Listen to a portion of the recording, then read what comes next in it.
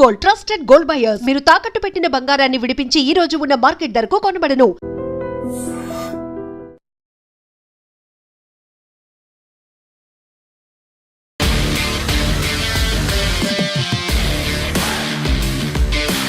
నమస్తే, welcome to I dream weekend update with Kavitha. మనతో పాటుగా ఉన్నారు foundation for democratic reforms founder doctor Jayaprakash Narayan garu. Hello sir. నమస్తే. నమస్తే కవిత. సార్, ప్రపంచవ్యాప్తంగా బోల్డ్ అన్ని అంశాలు జరుగుతున్నాయి. అందులోనూ పర్టికులర్గా అందరికంటే ముందు మాట్లాడుకునేది దేశం అమెరికా అధ్యక్షుడు డొనాల్డ్ ట్రంప్ ఈ మధ్య చేసినటువంటి ఒక చర్య అనేది ప్రపంచమంతా చర్చించుకుంటోంది. వెనిజువెలా అధ్యక్షుడిని రాత్రికి రాత్రి పట్టుకొని వచ్చారు, వాళ్ళ ఆవిడను కూడా తీసుకొని వచ్చారు, ఆయన మీద కేసులు అనేవి ఉన్నాయి. ఒక పెత్తనం అనేది కనిపిస్తోంది, గుత్తాధిపత్యం అనేది ఉంది. అసలు అమెరికా చేస్తున్న పనులకి యునైటెడ్ నేషన్స్ ఏం చేస్తోంది, అక్కడ ఉన్నటువంటి నాటో దేశాలు ఏం చేస్తున్నాయి, అసలు ఎవరు అడ్డుకునే ప్రయత్నాలు చేయట్లేదా? ఖచ్చితంగా అమెరికా చేసింది ఆధునిక యుగంలో అంతర్జాతీయ న్యాయ సూత్రాలకి 100% విరుద్ధం. దీనిలో అసలు ఇంకో రకమైన వాదనకి తావులేదు. అందుకనే ఏ ఒక్క దేశం కూడా ఇజ్రాయెల్ ప్రత్యేక కారణాల వల్ల తప్ప ఏ ఒక్క దేశం మద్దతు ఇవ్వాలి. 199 దేశాలు ఖండించినాయి.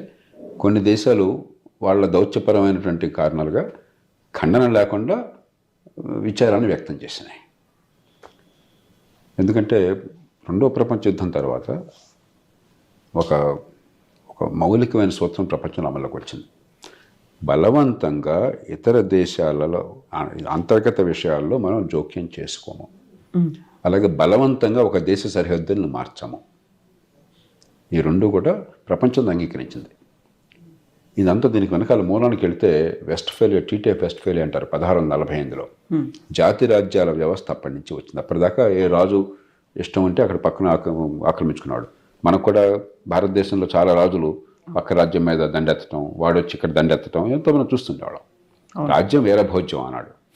కానీ 1648 నుంచి యూరోప్లో గత 70-80 ఏళ్ళ నుంచి ప్రపంచం అంతా కూడా జాతి రాజ్యాల కాలం పూర్తిగా విస్తరించింది. అంటే మీ అంతర్గత వ్యవహారాలు మీ ప్రభుత్వానివి, మీకు సార్వభౌమత్వం అన్నది.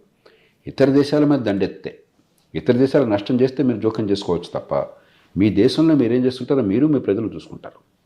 ఇది మౌలికమైన సూత్రం. అరుదైన సందర్భాల్లో ఐక్యరాజ్య సమితి, భద్రతా సమితి, సెక్యూరిటీ కౌన్సిల్ 15 మంది సభ్యులు ఉంటారు, 15 దేశాలే. దానిలో 5 శాశ్వత సభ్యులు, 5కి వీటో ఉంది. కాబట్టి ఏ ఒక్కళ్ళైనా ఆపితే మొత్తం చల్లదు. కాబట్టి 5 అంగీకరిస్తే, అంటే అమెరికా, రష్యా, ఇవాళ రోజుల్లో చైనా, పూర్వం అయితే తైవాన్ ఉండేది, తర్వాత బ్రిటన్, ఫ్రాన్స్, ఈ 5 దేశాలు అంగీకరించడం చాలా అరుదు. అప్పుడు తప్ప అసలు మీరు ఇంకో దేశంలో జోక్యం చేసుకునే ప్రయోజనం లేదు, అవకాశం లేదు. దీన్ని పూర్తిగా ఉల్లంఘించాడు ఆయన. దానికి ఎన్ని కారణాలు చెప్పినా కానీ పోయిన అదేమన్నా ప్రజల కోసం అంటే కాదు, ఏదో వంకలు చెప్పి. దీనిలో అమెరికా తాత్కాలికంగా ఒక టాక్టికల్ విక్టరీ అంటాం. అంటే నిఘా విభాగం నుంచి సమాచారం సేకరించారు. మరి భద్రతా దళాలు డెల్టా ఫోర్స్ మరొకటో, మరి వాళ్ళు చాలా సినిమాల్లో లాగా టెక్స్ట్ బుక్ల లాగా తీసుకెళ్ళి అధ్యక్షుడిని, పదవిలో ఉన్న దేశాధినేతని, భార్యనే పట్టుకుని తీసుకొచ్చారు. అది విజయంగా వాళ్ళు భావించవచ్చు. కానీ అమెరికాకి ఇది ఓటమి అవుతుంది. ఎందుకంటే ట్రంప్ కోరుకున్నటువంటి 3 లక్ష్యాలు నెరవేరటంలా. మొట్టమొదటి బహిరంగంగా చెప్పింది మాదక ద్రవ్యాలని అమెరికాకి సరఫరా చేయడంలో కీలక పాత్ర వహిస్తున్నాడు. బహుశా దానిలో పాత్ర ఉందో మనకు తెలియదు, కానీ కీలక పాత్ర ఉండడానికి ఆధారాలు లేవు. అమెరికాలో మాదక ద్రవ్యాల సమస్య చాలా పెద్ద సమస్య. అంతర్జాతీయ నేర ముఠాలు, మాఫియాలు పెద్ద ఎత్తున ఉన్నాయి. కొన్ని $100 బిలియన్ వ్యాపారం జరుగుతుంది. ఏడాదికి 1,00,000 మంది పైగా అమెరికాలో ఈ ఓవర్ డోస్ వల్ల చనిపోతున్నారు. దానికి కారణం మధురో కాదు. మధురోకి పాత్ర ఉండుండొచ్చు, అతడు నిరస్వభావం ఉండుండొచ్చు, ప్రత్యక్షంగా పరోక్షంగా వాళ్ళు సాయపడుతుండొచ్చు. కానీ రేపొద్దున దీనివల్ల మీకు అమెరికాకు వచ్చేటువంటి మాదక ద్రవ్యాలు తగ్గిపోతాయని కానీ, లేకపోతే అమెరికా ప్రజల రక్షణ కానీ ఏ రకమైన ఆధారాలు లేవు. పోయిన మాట వరుస కోసం ఆయన వాదన పరిశీలించాడు. ఆ వాదన కూడా, ఒకవేళ వాదన వాస్తవమైనా కూడా ఈ హక్కు లేదు. పోయిన వాదన చూసినా కూడా మొట్టమొదటి లక్ష్యం నెరవేరట్లేదు. రెండవది, వెనిజువేలాలో బోళ్ళంతా ముడి చమురు ఉన్నది. ట్రంప్కి 1970ఏళ్ల కాలం నుంచి ఇంకా బయటపడలే ఆయన పుట్టింది 1948లో, నాకు గుర్తున్నంత వరకు ట్రంప్ పుట్టింది 1975లో. అప్పుడు ఆయన 20-30 మధ్యలో ఉన్నాడు. 70ఏళ్ల దశకంలోనే మీకు మొట్టమొదటిసారిగా ఆయిల్ని ఒక దౌత్యపరమైన, ఆర్థికపరమైన ఆయుధంగా ఈ అరబ్ దేశాలు ఉపయోగించడం మొదలెట్టినాయి. ఒక్కసారిగా కొద్ది కాలంలో 10 రెట్లు పెరిగింది ఆయిల్ ధర. ఇజ్రాయెల్తో యుద్ధం జరిగింది 1974 యామ్కోప్ వార్ అంటారు. అప్పుడు ఇజ్రాయెల్ మీద మరి సంపన్న దేశాల మీద ఒత్తిడి తేవడం కోసం చెప్పని ఇవన్నీ కార్టల్గా ఫామ్ అయ్యి ఓపెక్ అని చెప్పని, oil producing and exporting countries అని చెప్పని వాళ్ళు మేము ఇక్కడి నుంచి ఉత్పత్తి తగ్గిస్తామనగానే ఉత్పత్తి తగ్గుతుంది కానీ వినియోగం అవసరం ఉంది కాబట్టి రేటు పెరిగిపోయింది అమాంతం. అప్పటి నుంచి ఆ అనుభవం తప్ప ట్రంప్కి ఇవాళ ప్రపంచంలో జరుగుతున్న అవగాహన లేదు. ఈవేళ ఆయిల్ డిమాండ్ ఉన్న కొద్దికి ఫ్లాట్ అయిపోయింది. ఉత్పత్తి అవసరాల మించి జరుగుతుంది. అవసరమైతే ఉత్పత్తిని పెంచుకోవచ్చు తెలియక. రెండోది, ఒక 20 ఏళ్ల కాలంలో అసలు ఆయిల్ అవసరం తగ్గిపోతుంది. మీరు ఎలక్ట్రిక్ కార్స్ వస్తున్నాయి, సోలార్ పవర్ వస్తుంది, విండ్ పవర్ వస్తుంది, బయోఫ్యూయల్స్ వస్తున్నాయి, రకరకాల బ్యాటరీ స్టోరేజ్ వస్తుంది, రకరకాల పద్ధతులు వస్తున్నాయి. కాబట్టి ఆయిల్ కాలం చెల్లింది. అందులో వెనిజువేలాలో ఉన్నటువంటి ముడి చమురు చాలా దట్టంగా ఉండేది. అది హెవీ ఆయిల్ అంటారు. దాన్ని భూమి నుంచి వెలికి తీయాలన్నా ఖర్చు చాలా ఎక్కువ అవుతుంది ప్రతి బ్యారెల్కి. తర్వాత దాన్ని మళ్ళీ రిఫైన్ చేసి మీరు పెట్రోల్ ఉత్పత్తులు సాధించాలన్నా ఖర్చు చాలా ఎక్కువ అవుతుంది. కాబట్టి లాభం తక్కువ, ఖర్చు ఎక్కువ. ఇప్పుడు లక్షల కోట్ల రూపాయల్లో అయితే, లేకపోతే వందలాది బిలియన్ల డాలర్లు ఖర్చు పెట్టడానికి అమెరికన్ కంపెనీలు ఇంకా కంపెనీలు సిద్ధంగా ఉండవు. ఎందుకంటే వేరే ఆ డబ్బు పెట్టుబడి పెడితే ఇంకొంచెం బాగా లాభాలు ఆర్జించవచ్చు. కాబట్టి ఏ రకంగా చూసినా 2వ లక్ష్యం నెరవేరట్లేదు. ఆయనకి ఇంకేదో పాతకాలం బుద్ధిలో ఉన్నాడు. మూడోది, అమెరికా ప్రభావాన్ని, గొప్పతనాన్ని చాటి చెప్పాలి అని చెప్పి అనుకుంటున్నాడు. అందున అమెరికా ఖండాల్లో, ఉత్తర దక్షిణ అమెరికాల్లో మాదే రాజ్యం మన్రో డాక్టర్ ఉన్నది.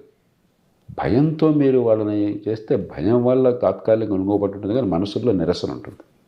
ఇవాళ వెనిజులా జరిగింది, రేపు పొద్దున బ్రెజిల్ జరగచ్చు, ఎల్లుండి కొలంబియాకి జరగచ్చు, ఆవిడెల్లుండి గ్రనడాకి జరగచ్చు, మరోసారి నికరాగ్వాకి జరగచ్చు. ఏ దేశంలో జరగచ్చు. ఏ దేశంలో ప్రభుత్వం కూడా మీ పట్ల సంతోషంగా ఉండదు. భయం ఉండొచ్చు. రౌడీ అంటే భయపడే తత్వం అది. గోండాలంటే మనం భయపడతాం. గోండా వచ్చి కొట్టేస్తానని చెప్పంటే పాపం చిన్నవాళ్ళని వాళ్ళ మీద కనుక వాడు, మనకు ఏదో పాత సామెత ఉంది కదా, 6 నెలలు సాముగడ్డీలు చేసి మూలన్న ముసలిని కొట్టాడు, ముసలం భయపడవచ్చు. అది బలానికి చిహ్నం కాదు, గొప్పతనానికి చిహ్నం కాదు. భయం వల్ల కొంతకాలం ఉండాలి, కానీ మీ పట్ల ద్వేషం పెరుగుతుంది. మీ ప్రభావం తగ్గుతుంది కానీ పెరగదు. కాబట్టి మా ప్రభావాన్ని చూపెడుతున్నాం అన్నది కూడా నెరవేరట్లేదు. కాబట్టి ఇదేమంటే తాత్కాలికంగా టీవీలో, అందులో ఈయనంతా టీవీ మనిషి, టీవీల్లో సినిమాలాగా బ్రహ్మాండంగా కనిపించింది అని చెప్పాడు కూడా అనుకుంటాను. టీవీలో చూశాను, సినిమా చూసినట్టు చూశాను, లైవ్గా చూసాను, అద్భుతంగా ఉంది, గొప్పగా ఉంది, మన వాళ్ళు వెళ్ళి వాళ్ళు పట్టుకుని తీరని చెప్పాను అంటున్నాడు ఆయన. అలా ఆ రకమైనటువంటి సంతోషమే తప్ప ఇది పూర్తిగా నిరర్థకం. అమెరికాకి ఏ రకంగానే లాభం లేదు, ప్రపంచానికి ఖచ్చితంగా ఇది మంచి పద్ధతి కాదు. మధురో మంచివాళ్ళని కాదు, మధురో ఒక దుర్మార్గుడు, మధురో ఒక నియంత, మధురో మానవ హక్కుల్ని ఉల్లంఘించినటువంటి ఒక దేశాధినేత. అలాంటి వాళ్ళు ప్రపంచంలో చాలామంది ఉన్నారు. కానీ దాని పద్ధతి ఇది కాదు. ఆ దేశ ప్రజలు చూసుకోవాలి, అంతర్జాతీయ సమాజం అందరం అంగీకరిస్తే అది పద్ధతి ప్రకారం చేయాలి తప్పితే ఎట్లా వెళ్ళి నాకు బలం ఉంది కాబట్టి నా ఇష్టం వచ్చినట్టు చేస్తానని చెప్పంటే ఇక ఇది రాజ్యం వేరే భోజ్యం అయిపోయింది, మళ్ళీ రాచరికం వచ్చేసింది. ఆ రాజుగారి మనసులో, ఆ పురులో బుద్ధి పుడితే దాని ప్రకారం ఏదైనా చేసేది పూర్వం ఉండేది. అలాంటి రాజ్యాన్ని ఈవేళ ప్రపంచంలో స్వేచ్ఛాయుత సమాజానికి నాయకత్వాన్ని ఇస్తున్నటువంటి అమెరికా, లేకపోతే నాయకత్వాన్ని ఇస్తున్నామని చెప్పుకుంటున్న అమెరికా చేసిందంటే ఇది చాలా బాధాకరం. నాట్ ఓన్లీ వెనిజువేలా కాదు, దీంతో పాటుగా క్యూబాకి, కొలంబియాకి, ఆ తర్వాత మెక్సికోకి కూడా చెప్పాడు. నెక్స్ట్ మీ టర్నే ఉంది, మేము చెప్పినట్టుగా వినండి, లేకపోతే ఇలాంటి పరిణామాలే మీ దగ్గర కూడా కనిపిస్తాయి అనేది. సో అలా బెదిరించి భయపెట్టాల్సినటువంటి పరిస్థితులు ఎందుకని అలా డొనాల్డ్ ట్రంప్ కల్పించుకుంటున్నారో అలాంటి సిచ్యువేషన్స్ ఉన్నాయా సార్? అంటే ఏమైందంటే ఈవేళ జాతి రాజ్యాల యుగంలో అమెరికాని పక్కన పెడదాం కాసేపు. అమెరికా సరే ఏ దేశంతో పోల్చినా కూడా మహత్తరమైన శక్తి, ఆర్థికంగా కానీ, లేకపోతే సైనిక పరంగా కానీ, ఆయుధాల పరంగా కానీ, టెక్నాలజీ పరంగా కానీ, సమాజ పరంగా కానీ అపారమైన శక్తి. సాఫ్ట్ పవర్ కూడా ఉంది బోర్డు. అంటే మన పిల్లలు కానీ ఇంకోటి కానీ అమెరికాను చూసి మోజుపట్టడం చిన్నప్పటి నుంచి. అమెరికన్ వీడియో గేమ్స్, అమెరికన్ సినిమాలు, అమెరికన్ టీవీ షోలు, అమెరికన్ కల్చరు, ఇది కదా ప్రభావితం చేస్తుంది. అవి పెద్దగా లేనటువంటి రష్యాని తీసుకోండి, యుక్రెయిన్ ఉంది, దాంట్లో దిగారు, ఎవరేం చేయలేకపోతున్నాడు.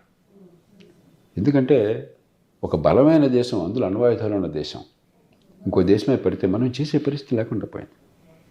జాతి రాజ్యాల వ్యవస్థ నుంచి అంతర్జాతీయ సమాజానికి వెళతామని ఆశపడ్డాం, కానీ ఇంకో 50-100 ఏళ్ళు పడుతుందాం బహుశా జరిగితే ఎప్పుడన్నా. కాబట్టి అలాంటప్పుడు కనీసం అగ్రరాజ్యాలను పడేవి. మరి ఐక్యరాజ్య సమితిలో శాసనసభ్యత్వం ఉన్న దేశాలు కొంత సంయమనాన్ని పాటించాలి, కొంత ఆదర్శంగా ఉండాలి ప్రపంచాలు. లేకపోతే వాళ్ళు నాయకత్వాన్ని ఇస్తున్న ప్రపంచం అల్లకల్లోనైపోతే వాళ్ళ గౌరవప్రదం కాదు. కొన్ని ఇబ్బందులు ఉన్నా కూడా ఆ ప్రయత్నం జరిగింది ఇప్పుడు దాకా. ట్రంప్ ఏంటంటే మామూలుగా ఉండేటువంటి సాంప్రదాయాలు, మర్యాదలు, దౌత్యపరమైనటువంటి భాష విషయంలో కానీ, చేతల విషయంలో కానీ, పూర్వం కనీసం పొరపాటు చేసిన కొన్ని సాంప్రదాయాలు, కొన్ని పద్ధతులు ఉండేవి. అవన్నీ విడిచిపారేసి మాంసం తింటే బొంకులు మెడలో వేసుకుంటాను అంటున్నాడు ఆయన. తప్పులు గతంలో చేసినా కనీసం నాకు ఏదో వంకలు చెప్పేవాళ్ళు. ఇప్పుడు అవన్నీ తీసిపారేసి, అవునయ్యా నాకు ఇష్టం లేదు, కావాలని నాకు గ్రీన్లాండ్ కావాలని ఉంది, నాకు మోసపడ్డాను, తీసేసుకుంటాను నేను, నువ్వు కూడా మంచిలో ఎలా వస్తావు? ఇది అంటే ఒక రౌడీలు ఏం చేస్తారో అలా జరుగుతుంది. మనం ఇప్పుడు ఇలా అనుకోవాలి. అందులో అమెరికా రెండో ప్రపంచ యుద్ధం తర్వాత ఆర్థిక వ్యవస్థ కానీ, సామాజిక వ్యవస్థ కానీ, అంతర్జాతీయ వ్యవస్థ కానీ అమెరికా దాన్ని ఏర్పాటులో కీలక పాత్ర వహించింది. దాన్ని రక్షించడంలో అమెరికా కీలక పాత్ర వహించింది. అలాంటి అమెరికానే తూనా బొడ్డు అని చేస్తుందంటే ఒక గర్వీలాగా అమెరికన్ ప్రభావం తగ్గుతుంది కానీ పెరగదు. చివరికి ఈ చర్యల వల్ల ప్రపంచం నష్టపోతుంది, అమెరికా ప్రభావం తగ్గిపోతుంది. కానీ దానికి పరిష్కారం ఉందా? మనం ఇది తప్పు జరుగుతోందని గట్టిగా ఘోషించడం తప్ప పరిష్కారం లేదు. నచ్చకపోతే దాడులు చేస్తున్నారు, ఎత్తుకొస్తున్నారు. ఒకవేళ ఆయన సంతోషంగా లేకపోతే టారిఫ్లు చేస్తాను, శాంక్షన్లు విధిస్తున్నాను. అది డైరెక్ట్గా ఈ ఇన్సిడెంట్ జరిగినటువంటి వితిన్ అవర్స్లో మోదీకి చెప్పినటువంటి మాట. నేను సంతోషంగా లేనని మోదీకి తెలుసు, నన్ను సంతోష పెట్టడానికి ఆయన ప్రయత్నాలు చేస్తున్నారు, లాబియింగ్ చేస్తున్నారు అని. సంతోష పెట్టడం ఏంటి సార్ అసలు ఇందులో? అంటే దీనిలో చూడండి, ఇప్పుడు పూర్వకాలం రాజులు అట్టు అనుకునేవాళ్ళు, చక్రవర్తులు అట్టు అనుకునేవాళ్ళు. ఇది వ్యక్తిగతం వాళ్ళది, అధికారం వ్యక్తిగతం, అహం బ్రహ్మస్మి. అంతేగాని రాజ్యము, దౌత్యనీతి, రాజ్య ప్రయోజనాలు, వివిధ రాజ్యాల మధ్య సంఘర్షణ లేకుండా సామరస్యంగా పరిష్కారం అది కాదు. నాకు నచ్చితే, నా కాళ్ళు పట్టుకుంటే, నన్ను నోబెల్ ప్రైజ్కి మీరు కనుక రికమెండ్ చేస్తే, నువ్వు ఇంద్రుడు చంద్రుని పబ్లిక్గా పొగిడితే నాకు సంతోషం. అలా కాకుండా నువ్వు ఆత్మగౌరవాన్ని పాటిస్తే, నన్ను అదే పనిగా భజంత్రి వాయించకపోతే నాకు ఇష్టం లేదు. ఇది చాలా ప్రపంచంలో ఇలా జరగలేదు. స్టాలిన్ లాంటి వాడు కూడా ఇలా చేయాలి, హిట్లర్ కూడా ఇట్లా చేయాలి. హిట్లరు భయంకరమైనటువంటి దారుణమైనటువంటి సామాజిక నేరాలకి, మానవ హక్కుల ఉల్లంఘనకి పాల్పడ్డాడు. 60 లక్షల మంది యూదుల్ని ఊతకోత కోసాడు. కానీ ప్రవర్తన ఇప్పుడు ఇట్లా లేదు. మంచికొచ్చడుకో తాను నమ్మినటువంటి జర్మన్ రాజ్యము, జర్మన్ ప్రజల ప్రయోజనాలు దాని చుట్టూ తిప్పాడు తప్ప, నన్ను వచ్చి నువ్వు కనుక ప్రసన్నం చేసుకుంటే ఓకే, నాకు కనుక నీ మీద కోపం కలిగితే నేను ఓకే కాదన్న భాష ఇప్పుడు వాళ్ళ. ఈయన మరి చాలా విచిత్రం. దాన్ని బోలతనం అనాలా, అజ్ఞానం అనాలా, మూర్ఖత్వం అనాలా, అహంకారం అనాలా చెప్పడానికి కష్టం. కానీ మనకు ఇష్టం ఉన్నా లేకున్నా ప్రపంచంలో సాటి లేని మేటి శక్తికి ఆయన దేశాధినేత. ఆ దేశంలో ఆయన పార్టీ పూర్తిగా ఆయనకు దాసోహం అయిపోయింది. కనీసం అమెరికాలో ఎంత గొప్ప నాయకుడైనా కూడా పార్టీకి లోపడి ఉంటాడు. పార్టీలో వాళ్ళు ఆయన మాట వినరు. ఎందుకంటే రాష్ట్రపతిగా మీరున్నా కూడా చట్టసభల్లో మీ మాట నగ్గదు. వాళ్ళ భావం వారు వేరుగా ఉంటుంది. అదన్నీ కూడా తిలోదకాలు ఇచ్చి గత 70-80 ఏళ్ళలో ఎవరికి లేనంత అధికారాన్ని అమెరికాలో రిపబ్లికన్ పార్టీ, అమెరికా ప్రజలు ఆయన కట్టబెట్టారు. అంచేత ఇప్పుడు ఆయన ఆడింది ఆట, పాడింది పాట. అందరూ కూడా ప్రతిరోజు లెక్కెడుతున్నారు, ఇంకెన్ని రోజులు ఉంటాడు ఆయన, ఇంకెన్ని రోజులు ఉంటాడు. 1 year అయిపోయింది, ఇంకా 3 more years to go.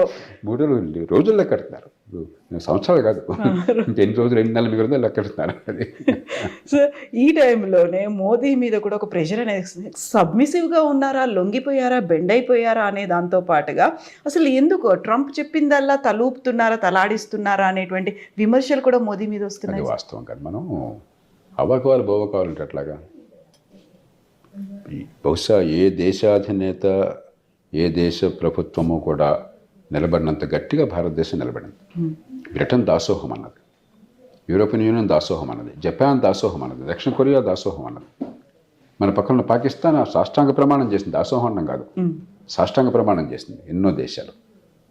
అలాంటిది చైనాకి ఏంటంటే ఆర్థికంగా శక్తి ఉంది కాబట్టి నువ్వు వన్ చేస్తే టిట్ ఫర్ ట్యాట్, నువ్వు నాకు ఆపుతావు, నేను నీకు ఆపుతానని చెప్పి దారి దిగొచ్చాడు.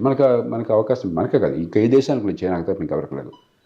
అలాంటప్పుడు చైనా ఇతర దేశాల్లో భారతదేశం ఒక్కటే అతడు ఎంత ఒత్తిడి తీసుకొచ్చినా కూడా గట్టిగా నిలబడ్డాం మనం. కాబట్టి మనం దాసోహం అన్నాం అని చెప్పి అంటాం చాలా పొరపాటు.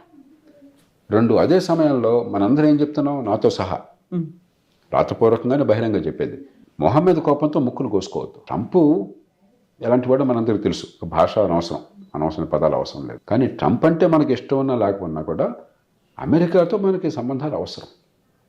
అమెరికన్ మార్కెట్ లేకుండా చైనాకి నష్టం, భారత్కి నష్టం, ప్రపంచంలో ప్రతి దేశానికి నష్టం. ప్రపంచ ఆర్థిక వ్యవస్థ 25% అమెరికాలో ఉంది. ప్రపంచ మార్కెటింగ్ పవర్లో, ఎగుమతుల్లో చాలా పెద్ద వాటా అమెరికాకు ఉన్నది. అందులో మన దేశానికి అమెరికాతో వాణిజ్యంలో దాదాపు $40 బిలియన్ మిగులు ఉన్నది. ఒక అమెరికాతో మాత్రమే భారతదేశానికి మిగులు ఉన్నది. చైనాతో $100 బిలియన్ తరుగు ఉన్నది, లోటు ఉన్నది. కాబట్టి మనం మొహం మీద కోపంతో ముక్కును కోసుకుంటాము. ట్రంప్ మీద కోపంతో నేను భేషడానికి కూర్చుని నేను అసలు వాడితో మాట్లాడను, ఎక్కడా కూడా ఈ పట్టి ఉడిపి ధోరణి ఉండదు అని చెప్పంటే అతనిలా ప్రవర్తిస్తామనుకుంటే నష్టపోయేది మనం. అంచేత మన గౌరవాన్ని మనం కాపాడుకున్నాం. ఖచ్చితంగా ఆ సంకేతం పూర్తిగా అందింది. అదే సమయంలో ఒడుపుగా ప్రవర్తించాలి. అంచేత ఈ విషయంలో ప్రభుత్వాన్ని ఇరుకుని పెట్టడం కానీ దీన్ని రాజకీయం చేయడం కానీ దేశ ప్రజలకు విరుద్ధం. సో ఇదే ఆలోచన ట్రంప్ కూడా చేస్తున్నారు సార్. ఇలాంటి మాటలు, శాంక్షన్స్, బెదిరింపులు ఇవన్నీ చెప్పినప్పుడు కూడా మోదీ నా అసలైన స్నేహితుడు, నిజమైన స్నేహితుడు, మంచి మిత్రుడు. అవన్నీ మాటల కోసం. ఆయనకి ఎప్పుడు ఎక్కడైనా బాగుగానే వంగదాడు దగ్గర బాగుకాదు. తాను నమ్మిన తన సొంత ప్రయోజనాలు, తన దృష్టిలో నిజమైన కాకపోయినా తన దేశ ప్రయోజనాలు, అక్కడ మాత్రం ట్రంప్ ఎవ్వరికీ ఆయన రాజీ పడ్డం, ఆయన తత్వం అది. కాబట్టి మనం ఒడుపుగా అంతే తెలివితేటల్ని, అంతే వ్యూహచాతుర్యాన్ని, అంతే దృఢ సంకల్పాన్ని, అయితే మృదువైన భాషలో, దౌత్యపరంగా అంగీకరించే భాషలో, దీర్ఘకాల సంబంధాలు చెడిపోకుండా, వ్యక్తిగతంగా ఏదేదో అమితుమి తెలుసుకోవడం తూతుమేమే కాకుండా మనం కూడా అంత గట్టిగా ఉండాలి. ఇప్పుడు వెనిజులా ఇన్సిడెంట్ అయిన తర్వాత అసదుద్దీన్ ఓవైసీ ఒక మాట అన్నారు సార్. ఎలా అయితే అమెరికా వెళ్ళి అక్కడ వెనిజులా మీద అటాక్ చేసిందో అలాగే మనం కూడా పాకిస్తాన్ మీద అటాక్ చేయాలి. అక్కడ ఉన్నటువంటి టెర్రర్ బేస్ క్యాంపులు, టెర్రరిస్టులు, మన మారణ హోమానికి కారణమైన వాళ్ళందరినీ పట్టుకొచ్చేయాలని. అలాంటిది నిజంగా జరుగుతుందా? మనం చేస్తామా? అలాంటి ఆలోచన కూడా మంచిది కాదు. మన ప్రయోజనాలు నెరవేర్చుకోవాలి కానీ కసితో, కక్షతో, సినిమాలలాగా బస్తీ మే సవాల్, తొడగొట్టే సవాల్, ఇవన్నీ కూడా అపరిపక్వమైనటువంటి ఆలోచనలు. ఇదంతా కూడా బజార్లో మనం చూస్తుంటాం. రోడ్డు మీద మీ వాహనం ఇంకో వాహనాన్ని తగిలితే, లేకపోతే సినిమా హాల్లో సినిమా సోకాల్డ్ హీరోలను పడేవాళ్ళు. ఇది కాదు సభ్య సమాజంలో జరగవలసింది. కాబట్టి ట్రంప్ చేసింది మనం భయంకరమైనటువంటి తప్పు అని చెప్పని మనం అంటూ మనం కూడా అలా చేయాలని చెప్పంటే మనం అసలు అర్థం ఉందా? అది కాదు. మన ప్రయోజనాన్ని కాపాడుకోవడానికి పద్ధతులు ఉన్నాయి. ఏ దేశాన్నైనా అవమానించకూడదు. ఉదాహరణకి మధురోకి అక్కడ వెనిజువేలాలో ప్రజల ఆదరణ లేదు. మొన్న జరిగిన ఎన్నికల్లో 30% వస్తే 60%, 65% ప్రతిపక్షానికి వచ్చి ఆయన గెలిచానని ప్రకటించుకున్నాడు. వాళ్ళందరినీ అణిచిపారేశాడు. కానీ ఒక దేశంలో అధినేతగా ఉన్నవాడిని ఈ రకంగా తీసుకుపోతే మీరు ఆ దేశంలో వాడి గౌరవాన్ని పెంచుతున్నారు. అక్కడ వచ్చే వ్యతిరేకత కంటే కూడా. ఎందుకంటే వాడు పోయాడని పీట పోయిందని కొంతమంది అనుకున్నా కూడా, అరే నా దేశానికి వచ్చి నా దేశాధినేతలను పట్టుకుపోతే ఏంటి, అసలు నేను బానిసనా, వాడికి మొక్కరలేటువంటి బానిసనా, నేను సామంతరాజునా అనే భావం ప్రజలకు కలుగుతుంది. అలాగే ప్రపంచం మొత్తంలో మీరంటే ఏసరింపు కలుగుతుంది. మన ప్రయోజనాలు నెరవేరే మనకేమి, మన అహంకారం బయటపడుతుంది. ఒక దేశంలో విదేశాంగ విధానం నిర్ణయం తీసుకోవడం అనేది మన అహంకారం కోసం కాదు, వ్యక్తుల ఈగో తృప్తిపరచడం కోసం కాదు, మన దేశ ప్రయోజనాలను దీర్ఘకాలంలో మనం రక్షించుకోవడం కోసం. అంచేత ఇవన్నీ ఏంటంటే రాజకీయంగా కొన్ని సందర్భాల్లో దేశభక్తిని చూపెట్టుకోవాలంటే ఇది మార్గం అని చెప్పిన కొంతమంది రాజకీయాల వాళ్ళు అనొచ్చు. కానీ నిజమైన దేశభక్తి దీర్ఘకాలికంగా మన ప్రయోజనాలను వ్యూహాత్మకంగా ఎలాగా కాపాడుకోవాలి అంతే తప్ప పాకిస్తాన్ మీద దాడికి దిగితే ఇవాళ దేశభక్తి, లేకపోతే ఎవరినో ఇష్టం వచ్చిన బూతులు తిరిగితే దేశభక్తి, ట్రంప్ లాగా అవాకులు చౌకాలు మాట్లాడి దేశభక్తి అనుకోకూడదు మనం. ఇప్పుడు అమెరికా ఇలాంటి పనులు చేస్తుంది, ఇది కొత్తది కాదు అనుకున్నప్పుడు సార్ యునైటెడ్ నేషన్స్ ఏం చేస్తున్నాయి? మానవ హక్కులు అనేవి ఉంటాయి, లేకపోతే అంతర్జాతీయ, ఇప్పుడు ఐక్యరాజ్య సమితిలో సర్వసభ్య సమావేశంలో అన్ని దేశాలు ఉంటాయి. దానిలో మనకి గోటి పాత్ర అంత దేశము అమెరికా, భారత్, చైనా సమానమే కాగితం మీద. కానీ నిజంగా సమానమా? చిన్న దేశాలు అక్కడ ఎక్కడన్నా మనకి దుర్వినియోగం చూడాల్సి వస్తుంది. జనాభా లేదు, ఆర్థిక వ్యవస్థ లేదు, సైనిక పాఠం లేదు, ఊరికే సంఖ్యాబలం కోసం కనిపిస్తుంది అరణ్యరోధన. అందుకే నిజమైన అధికారాన్ని 5 అగ్రరాజ్యాల చేతుల్లో పెట్టారు. ఆ అగ్రరాజ్యాలు అయితే కలిసి రావు. ఒకవేళ మిగతా 4 కలిసి వచ్చిన ఈ విషయంలో బహుశా బ్రిటను, ఫ్రాన్స్ కూడా కలిసి వస్తే రావచ్చు. ఒక ట్రంప్ కోప్పడ్డా కూడా పర్లేదు చూసుకుందాం అని చెప్పని. అమెరికా వ్యతిరేకిస్తుంది, అమెరికా వ్యతిరేకించడం ఆగిపోతుంది అక్కడ. కాబట్టి ఇక్కడ మనం ప్రజల వాణిని, ప్రపంచ ప్రజల వాణిని, అన్ని దేశాల వాణిని వినిపించడం, కొంచెం సిగ్గొచ్చేట్టు చేయడం తప్ప మీకు వేరే మార్గం లేదు. జాతిరాజ్యాల యుగంలో జాతిరాజ్యాల శక్తిని దాటి వాటిని అణిచివేసే శక్తి ప్రపంచ సమాజానికి లేదు. చిన్న చిన్న దేశాలు అయితే అందరూ కలిసి వస్తే చేయొచ్చు మనం. ఇంత బలమైన దేశం, అందులో మామూలు దేశం కాదుగా అమెరికా. అది తీసేయండి, పాకిస్తాన్ చేస్తే మీరు పెద్దగా ఏం చేయలేరు. అణ్వాయుధాలు ఉన్నాయి, మనతో పరిస్థితి చాలా చిన్న దేశమే అన్ని రకాలుగా, కానీ మీరేం చేయలేరు పెద్దగా బయట నుంచి. మనం ప్రపంచ ప్రజాభిప్రాయము మనలో ఉన్నటువంటి ఆ వాదనలో ఉన్న పట్టుత్వము, ఆ దేశంలో ప్రజల నుంచి వచ్చే నిరసన, అవి మార్చాలి తప్ప నేను బలవంతంగా తుపాకీ పట్టుకుని మారుస్తానని చెప్పంటే ప్రపంచం అల్లకల్లం అవుతుంది. సో గతంలో కూడా మనం భారతదేశం కూడా వీటో పవర్ కోసం ప్రయత్నిస్తుంది అనుకున్నప్పుడు 5 దేశాలే ఉన్నాయి, 6వ దేశంగా భారత్ రావాలి అని ప్రయత్నాలు. బట్ అది ఎందుకని ఇంకా నెరవేరలేదు సార్? ఇప్పుడు ట్రైన్ వెళుతోంది, అక్కడ ఏసీ కోచ్లో కొంతమందికి స్థానం ఉన్నది, వాడు కూర్చున్నాడు, మనందరం బయట చెమటలు కారుస్తూ నురుగు కక్కుతున్నాం, మనం కావాలని కోరుకుంటున్నాం. వాడేమంటాడు, నాది రాజ్యం, నువ్వు కూడా మధ్యలో, నువ్వు కూడా వస్తే నా స్పేస్ పోతుంది రా నేను అంటాడు. అంతే. పైకి ఏ మాటలు చెప్పినా కూడా ఏ కారణంగానే ఉన్నవాడు ఇంకొకటి రానియడానికి ఇష్టపడ్డాం. చైనా ఒప్పుకుంటుందా, చైనాని మనమే పంపించాం అన్నాడు. చరిత్రకారు చెప్పే ప్రకారం భారతదేశానికి శాశ్వత సభ్యత్వాన్ని ప్రతిపాదించారు అన్నాడు. ఒక ప్రజాస్వామ్య దేశం, చాలా పెద్ద దేశం అనే ఉద్దేశంతో, ఇంగ్లీష్ మాట్లాడే దేశం అని చెప్పిన ఉద్దేశంతో. ఆనాడు అమెరికా, బ్రిటన్కి వాళ్ళంత ఆ ప్రభావం ఉంది కాబట్టి. కాదని చైనాని ముందు దోసింది మనం. ఎందుకలా సార్? ఏదో మనం అతి మంచితనం అనుకున్నాం మనం అన్నాడు. ఇవాళ చైనా మీకు భారతదేశం చాలా పెద్ద దేశం, జనాభా రీత్యా ఇవాళ ప్రపంచంలో అతిపెద్ద దేశం, ఆర్థిక వ్యవస్థగా 3, 4 రేపు పొద్దున 3 గ్యారంటీ కాబోతోంది, కాబట్టి భారతదేశం ఉండాలి అని చెప్పని చైనా అంటుందా? చైనా భారత్ రావడానికి లేని చైనా అంటుంది. అంచేత ఇది సహజం. ఎవరి ప్రయోజనాలు వాళ్ళకి. గద్దె మీద కూర్చున్నవాడు మిగతా వాళ్ళని అక్కడ కూర్చునేవాడు. నిజానికి ఈవేళ పరిస్థితుల్లో బ్రిటన్కి, ఫ్రాన్స్కి పెద్ద అవసరం లేదు. ఒకప్పుడు కలోనియల్ పవర్స్ ప్రపంచంలో చాలా భాగాన్ని ఆక్రమించారు, ఆర్థికంగా సైనిక పరంగా చాలా బలమైన వాళ్ళు. ఈవేళ మనం అవమానించడం కోసం మాట్లాడట్లేదు. బ్రిటన్ కానీ ఫ్రాన్స్ కానీ ఒక ద్వితీయ స్థాయి, తృతీయ స్థాయి దేశాలు సైనిక పాఠంలో కానీ, కాలక్రమేణా తలసరాదాయం మనకంటే ఎక్కువ ఉన్నా కూడా ఆర్థిక సంపదలో కానీ. ఈవేళ రష్యా ఒక బలహీనమైన దేశం, రష్యా వస్తుంటే యూరోప్ మొత్తం వణికిపోతుంది, యూరోప్ మొత్తం అన్ని దేశాలు కలిసి కూడా. కాబట్టి కానీ మరి వాళ్ళకి ఆ స్థానం ఇచ్చాం అప్పుడు, కాబట్టి అగ్రరాజ్యము వాళ్ళు వదులుకుంటారు, అది వదులుకోరు. సో ఇది కొంతకాలం ఇలాగే ఉంటుంది, చూద్దాం. దాని మీద మనం బలం పెంచుకుంటే, ఆర్థిక బలం మొట్టమొదట, సైనిక పాఠము దాని తర్వాత ఆటోమేటిక్ వస్తుంది. 3 సమాజంలో ఐక్యత, కొన్ని విలువలను పాటిస్తున్నాం అనేటువంటి గౌరవం, నమ్మకం. ఈ 3 ఉంటే ఎవ్వరూ మనం విస్మరించలేరు, ఎవరూ మనం ఆపలేరు.